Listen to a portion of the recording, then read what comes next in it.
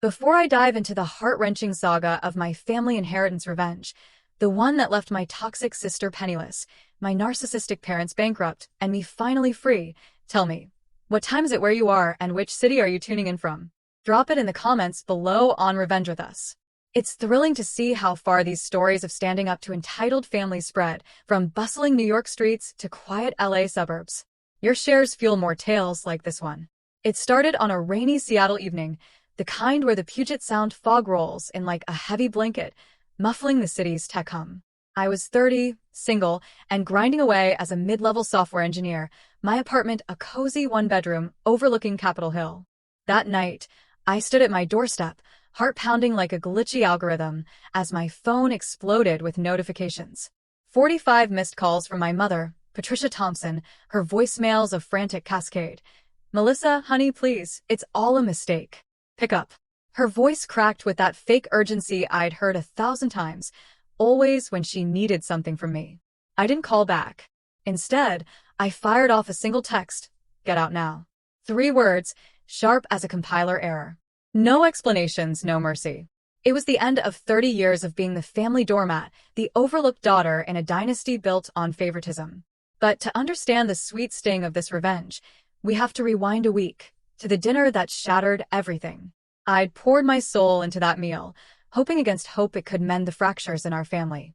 My tiny dining table was set with mismatched plates, candles flickering against the dim overhead light. The air was thick with the aroma of Grandma Dorothy's legendary lasagna, layers of ricotta, ground beef simmered in San Marzano tomatoes, and enough garlic to ward off vampires. I'd slaved over it for hours, chopping onions until my eyes watered, not just from the fumes, but from the weight of old wounds. This was supposed to be our olive branch, a chance to rebuild after years of my toxic sister's endless demands and my parents' blind enabling. They arrived late, as always. Amanda Thompson, my sister 3 years my senior, swept in like she owned the place, her designer heels clicking on my scuffed hardwood floors. At 33, she was a whirlwind of failed ambitions, blonde highlights framing a face perpetually twisted in entitlement, her yoga pants and crop top ensemble screaming, struggling influencer. Trailing her were my parents, Patricia, 58, with her perfectly coiffed bob and a store-bought tiramisu clutched like a peace offering, muttering about go-dofful traffic on I-5. And Robert, 60, my father, his salt and pepper beard hiding a perpetual scowl, already eyeing my fridge for a beer. I forced a smile, the kind that doesn't reach your eyes, and plated appetizers, bruschetta with fresh basil from my windowsill herb garden. "Come on in, everyone. Let's keep it light tonight." We settled around the table, the lasagna steaming like a fragile truce. Conversation trickled out like weak code.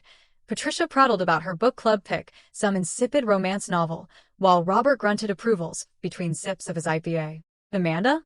She lounged in her chair like a queen on a throne, thumbs flying over her phone, barely glancing up. Desperate to contribute, I mentioned my latest project, a budgeting app I'd pitched at work, one that used AI to gamify personal finance for young professionals. "It's getting traction," I said, pride edging my voice. "The beta users love the debt payoff simulator." Patricia waved it off with a manicured hand, her diamond wedding band catching the light.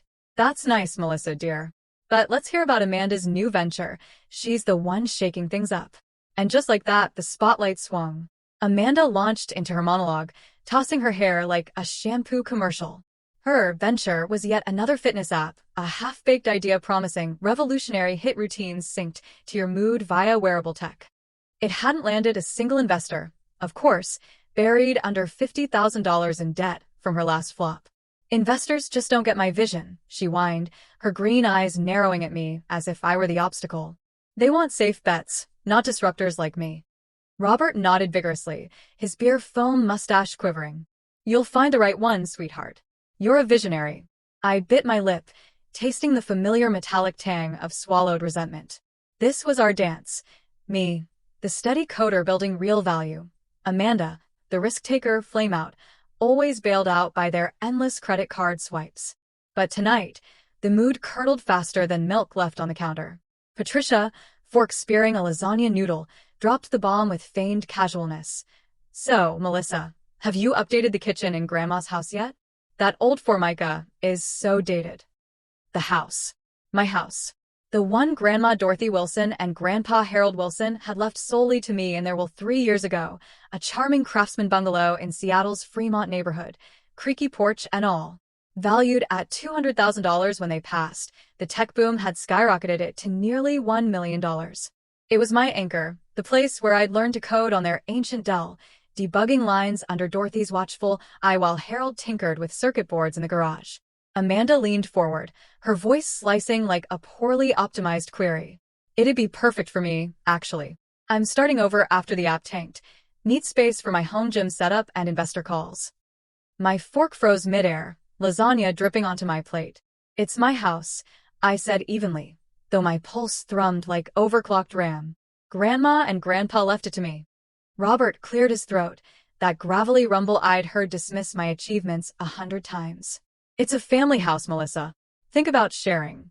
Amanda's in a tough spot. Patricia chimed in, her tones syrupy poison. You're doing fine on your own, sweetie. Amanda needs stability right now. The air thickened, charged with their entitlement. I'd worked for everything, weekends slinging lattes at 15 for a beat-up laptop while Amanda scored a MacBook for her ideas. Straight A's in high school? You're fine, Melissa. My college fund siphoned for her first app flop? Unexpected expenses. At 18, I'd coded freelance gigs through undergrad, scraping by on ramen and Resolve, while she dropped out of 2 schools with tuition checks in tow.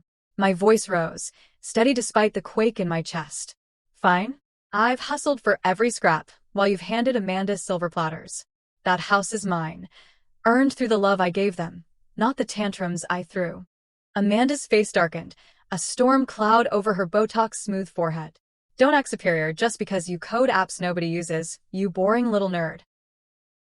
The insult landed like a slap. Worse, because it echoed every backhanded compliment from my childhood. But I held firm. At least I don't expect handouts to fund my failures. Silence crashed over the table, heavier than Seattle's winter rain. Then Amanda exploded upright, her chair screeching like feedback in a mic. You're so selfish, she spat, lunging across the table. Her hand cracked across my cheek, hot, stinging fire that blurred my vision. Before I could process, she grabbed my arm, nails digging in, shoving me toward the door. Get out of my house, she shrieked, as if my modest apartment were her birthright. I stumbled, tripping over the threshold, my elbow scraping raw on the concrete step outside. Tasting blood from a split lip, I pulled myself up, glaring at the slammed door. Patricia and Robert? Frozen statues, not a syllable of defense. No, Amanda, stop. No rush to help their fine daughter. Just blank stares through the window, like I'd imagined the whole assault. Something primal snapped inside me, a firewall finally engaging after years of breaches. Game over, I whispered, brushing gravel from my jeans, the rain mingling with hot tears on my face.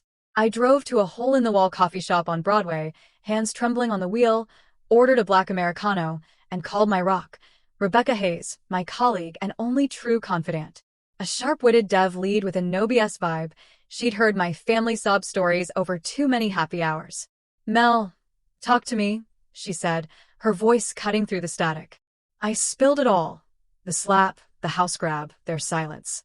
They want Grandma's place, Rebecca. They think I'll just hand it over like everything else. Her response was steel. Protect what's yours. Dig into that wool tonight. You're not their ATM anymore. Back in my apartment by midnight, the lasagna congealed on the table like a crime scene. I fired up my laptop. The D glowed on screen. Melissa Thompson, Soul Air. Grandma Dorothy's will echoed in my mind, her elegant script from the reading. Melissa, you showed us true love in a world of takers. This home is yours to steward. Grandpa Harold's addendum, scrawled in his engineer's hand. Build on it, kid. Don't let M dim your spark. I wasn't caving. By dawn, I'd pulled property records. The house's value had ballooned to $1 million amid Seattle's tech frenzy. My hands steadied as purpose surged. I texted Rebecca. Lawyer time. She hooked me up with Karen Walsh, a shark in pearls who specialized in inheritance battles. Send the will. Karen barked over the phone. Washington law favors the named heir. Squatting relatives be damned. The documents flew via email. Airtight will. 3 witnesses. Grandpa's doctor's note affirming their lucidity at signing. Karen called back by lunch. Ironclad. They've been crashing there without permission. Amanda in the guest room, office. Your folks visiting for months. Issue a 72-hour eviction or sell it out from under them. Your move. Digging deeper fueled my fire. Old emails from Patricia. Fix the Wi-Fi, Melissa. Amanda needs it for her startup calls. Robert's texts. Garage space for her gear? They plotted this, assuming I'd fold like always. But Grandma's words from my 16th summer anchored me. We'd been in her garden, knee-deep in weeds, debugging a simple Python script on her porch laptop. You're tougher than their noise, Melissa, she'd said, her arthritic fingers steady on the keys. Don't let favoritism drown your code. Grandpa, soldering a birdhouse feeder nearby, chuckled. Build your path, kid. Outsmart 'em all. That evening, Rebecca met me at a Pike Place cafe, the market's fishmongers hollering in the background. Over lattes, she stirred sugar like a witch's brew. This is your rebellion, Mel. They've stolen your fund, your spotlight. Now demand the house. I nodded, resolve hardening like epoxy. Back home, I crunch numbers on my real estate app. Sale pending to the Carters, a wholesome family of 4 for $850,000. They'd fallen for the smart home system I'd coded, voice-activated lights, garden irrigation tied to weather APIs, and Dorothy's heirloom roses. Papers signed last week. Escrow closing soon. No family heads up, I knew they'd sabotage it. With Karen, we crafted the kill shot. A courier package to the house. Certified will copies, sale contract, 72-hour eviction notice under RCW 59.18. My fingers didn't tremble as I overnighted it. This'll gut them, Karen said, her voice a gavel. Picturing Amanda's smug unraveling, Patricia's pearl-clutching, Robert's impotent glare? Pure catharsis. I fled to a Portland work conference the next day, craving distance as the storm brewed. Phone on silent, but Rebecca's text hit. Package signed for. Buckle up. Voicemails piled. Patricia's hysteria. Melissa, a sale? This is insane. Amanda's venom. You traitor, you'll pay. Robert's grunt talk. Now. I ignored them, nailing my keynote on the budgeting app. Prioritizing me? It felt revolutionary. Karen's update 2 days in. They cracked it open. Mom's blowing up my line. Mistake. Amanda lawyered up with some hack, Paul Grayson. I smirked. The will's 3-year statute of limitations had lapsed. Grayson called slick as oil. My client says it's a family asset, misunderstanding? I iced him. Well, says mine. Sales binding. Tell Amanda to pack her yoga mats. He folded fast. Karen confirmed. Case DOA. Portland's craft beer scene blurred into a haze of vindication. Rebecca's dispatches. Amanda's Instagram meltdown. Betrayed by blood. Patricia guilting cousins. I ghosted it all. The Carters emailed innocently. Can't wait for the kids to chase fireflies in that garden. Dorothy would have adored them. Back in Seattle, Rebecca and I debriefed at a Lake Union diner, rain pattering the windows. They're imploding, she grinned. Amanda's lawyer ghosted her. Parents begging a sit-down. I shook my head.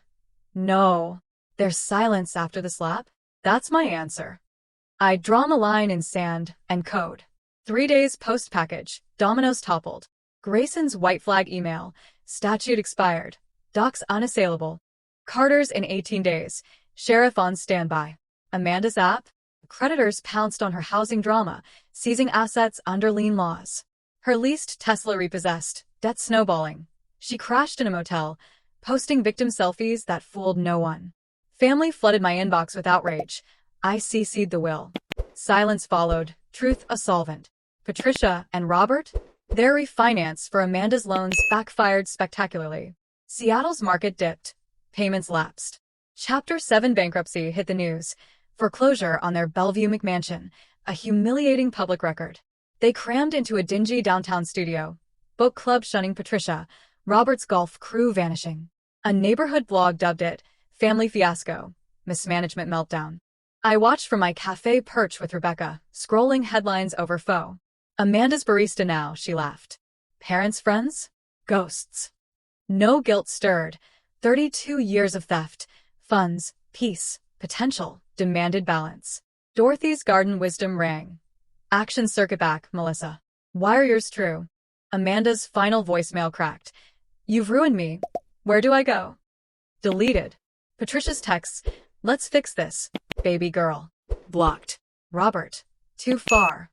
Erased. Their guilt trips? Echoes of a dying control OS. The local rag covered the sale obliquely. Heirloom homes sparks can clash. Neighbors emailing support. Dorothy'd beam. Carter's pics. Kids in the roses. A Dorothy's Delight Garden plaque. I drove by once, slowing to savor. Bikes chained, laughter spilling. Legacy alive. 2 months on, I stood in my new bungalow, cozy, gray-walled haven in Ballard, roses from Dorothy's yard rooting in the yard. $850,000 seeded my dream. A kids coding app with Rebecca, live last month, downloads surging. Conference invites rolled in. I keynote beside idols, Rebecca whooping from the crowd.